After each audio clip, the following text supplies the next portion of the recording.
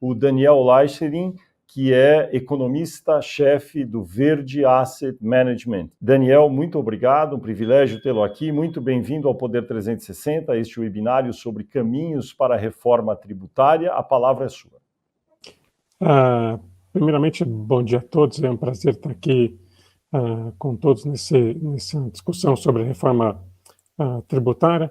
Eu vou dividir rapidamente a minha fala em dois. A primeira para falar sobre a primeira fase, que é a questão da CBS.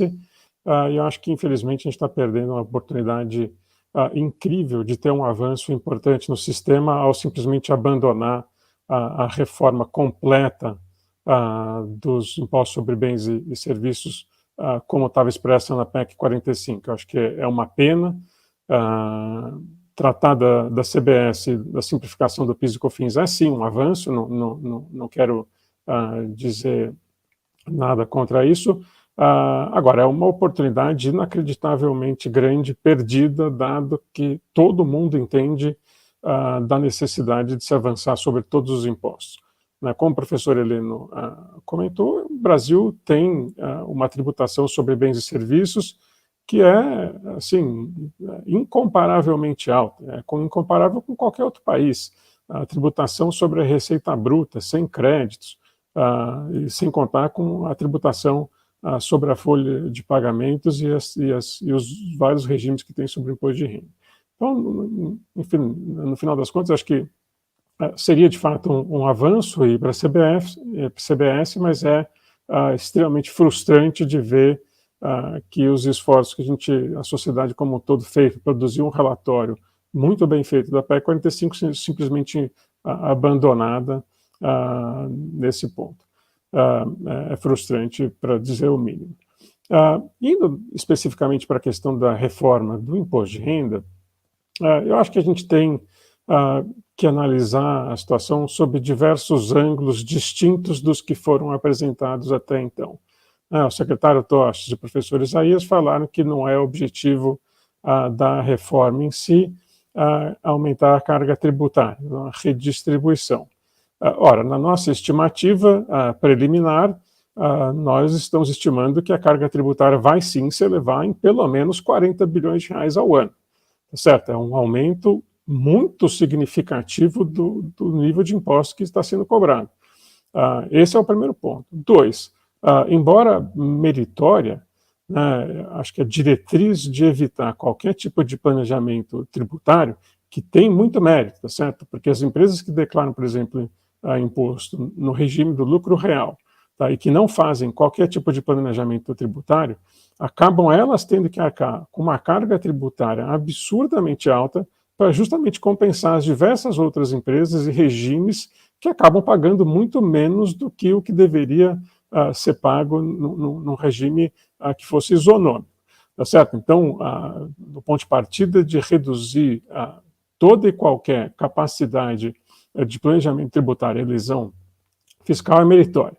Agora, há que se considerar, no entanto, que as diversas medidas implementadas ou propostas têm subprodutos, têm, digamos, efeitos colaterais que, no nosso modo de entender, significam praticamente a inviabilização de uma série de negócios lícitos e que não fazem qualquer planejamento tributário.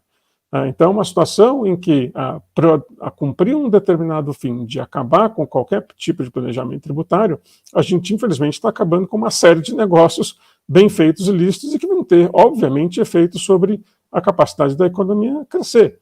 Então, essa é uma grande crítica que se faz, tá certo, de uma reforma tributária que tenha sido gestada dentro da Receita Federal do Brasil, que não está olhando para qual é a melhor reforma do ponto de vista de gerar crescimento, mas sim a melhor reforma do ponto de vista de arrecadar impostos e reduzir toda e qualquer capacidade de planejamento tributário por parte das empresas. Tá certo? Então, esse é um ponto. 2, para alguns efeitos práticos, em particular para o mercado de capitais, a reforma é um desastre completo. E eu vou citar alguns exemplos, não exaustivos, só a título de exemplificação dos problemas que são criados. Por exemplo, a cobrança do imposto de renda sobre dividendo no pagamento intra-companhia ou para fundos de investimento, tá certo?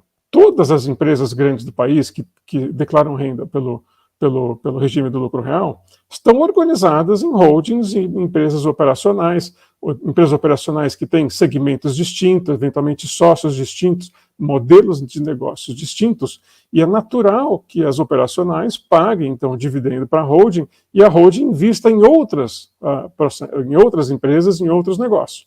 Tá certo? Na hora que é cobrado o imposto sobre dividendo na fonte da operacional para a holding, tá? A proposta cria um crédito tributário que, quando do pagamento para a holding, para a pessoa física final, haja o abatimento do imposto já declarado na fonte pela operacional, de maneira que, em tese, seria neutra.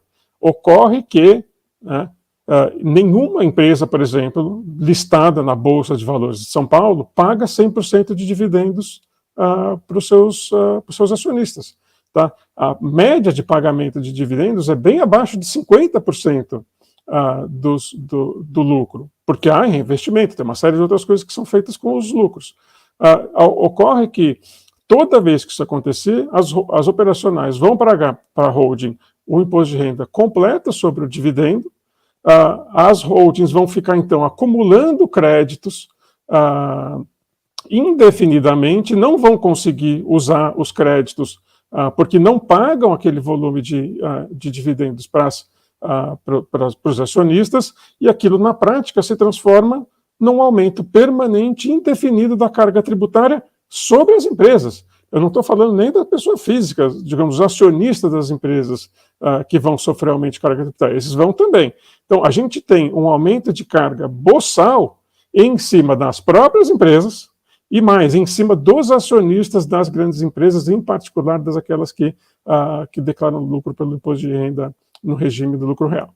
Então, esse é um problema que eu considero extremamente grave e que inviabiliza uma série de negócios. Vou dar outro exemplo nesta mesma linha, que é o seguinte: as concessões, por exemplo, de infraestrutura. Né? As empresas de infraestrutura, por determinação legal, cada projeto de infraestrutura, uma concessão, por exemplo, de uma estrada, ou de um aeroporto, ou de uma linha de distribuição de energia elétrica, ou seja, né, cada concessão em particular tem que estar constituída numa sociedade para um propósito específico, tá certo? Que tem uma estrutura de financiamento específica para aquele projeto, tá, de maneira a garantir a outorga para aquele serviço que está sendo concedido, bem como a lucratividade daquele projeto ao longo do tempo. Então, uma empresa, por exemplo, que tem, digamos, 10 projetos de infraestrutura em estágios de maturação diferentes, tá certo? Uma que já está, digamos, já fez todos os investimentos grandes e agora está na fase de amortização, e outra um projeto novo, dentro da mesma empresa, só que cada uma é uma sociedade de propósito específico. Né? Então, o que acontece? Que essa empresa, tá, essa holding, que usa o dividendo, né, o lucro gerado nas concessões, por exemplo, mais antigas que estão amortizando o seu capital, para investir nos investimentos novos. Ela paga 0% de dividendo para o acionista final.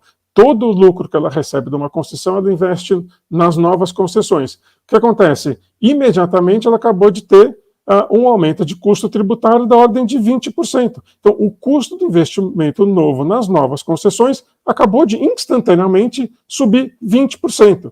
É o efeito dessa reforma tributária. Não é, assim, há que se considerar que vários dos elementos que foram colocados agora inviabilizam o investimento de infraestrutura no país.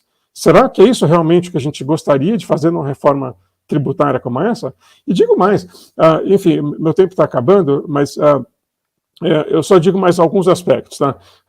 A gente tem algumas comparações seletivas, tá, que são, digamos, convenientes quando você quer vender uma proposta de aumento de tributo dessa natureza, para justificar. Fala assim, olha, o Brasil é o único que não paga imposto sobre dividendo. Então vamos lá para a média da OCDE e calcular qual que é o imposto que a gente deveria pagar de acordo com a média da OCDE.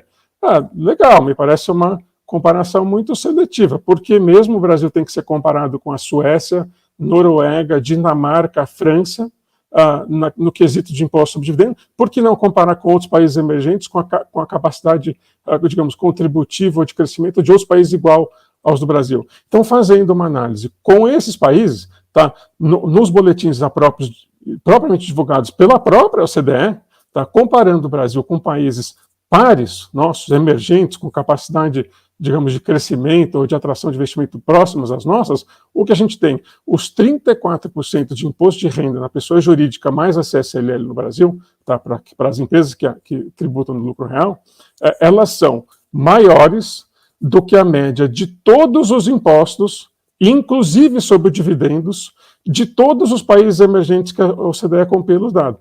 Ou seja, a gente paga na pessoa jurídica mais do que se paga na pessoa jurídica e na pessoa física no conjunto dos países emergentes acompanhados pela OCDE. Então, essa história de fazer seletivamente, comparar algum grupo específico de impostos e falar assim, a gente tributa menos aqui, então vamos tributar mais, esquece que a gente paga uma enormidade de outros impostos, tá? E que, no final das contas, fazem com que o custo do investimento no Brasil seja extremamente mais elevado do que em qualquer outro lugar no mundo, fazendo com que esse tipo de reforma atrapalhe de maneira significativa a perspectiva de crescimento do país. Tá certo? Então, enfim, há méritos. Eu não estou falando que não há méritos, tem vários pontos específicos que eu acho que têm que ser implementados, tá certo? Mas do ponto de vista da ótica de qual é a melhor reforma que vai gerar crescimento econômico do país, essa me parece a pior possível. Então, acho que o Brasil estaria melhor hoje sem essa reforma do imposto de renda do que com.